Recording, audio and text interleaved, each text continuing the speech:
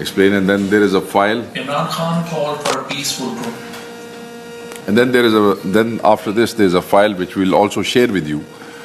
In that file we have a number of injured people, their MLCs, their CNICs, their addresses, their pictures. These are the people who were injured on the.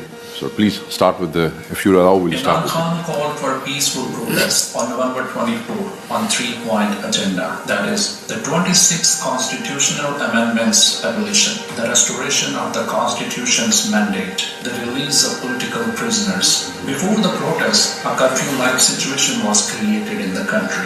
On his call, people from different parts of the country marched towards Islamabad in leadership of CM, KPK, Ali Amin and Imran Khan's wife Bushra Begum. Roads were blocked and law enforcement agencies were deployed on the borders to prevent the rallies from entering Islamabad. However, the public overcame every obstacle and eventually reached D Chowk on 26th of November.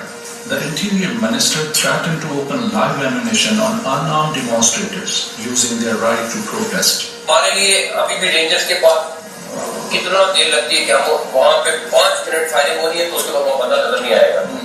At the midnight of 26th November, electricity supply was cut off on the surrounding areas of the D Chowk and war-grade ammunition was fired on the protesters, resulting in several deaths and injuries. Shocking footages from the ground show the paramilitary forces directly hitting the civilians.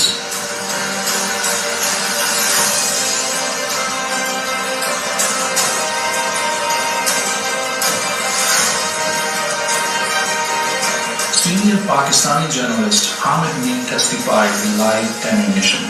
इस दौरान इतनी शदीद firing और इतनी शदीद आंसू gas की शैलिंग हुई है कि मैंने इस्लामाबाद की तारीख में और मुझे ऐसे लग रहा था कि मैं लबनान में हूँ या फलस्तीन में हूँ या मैं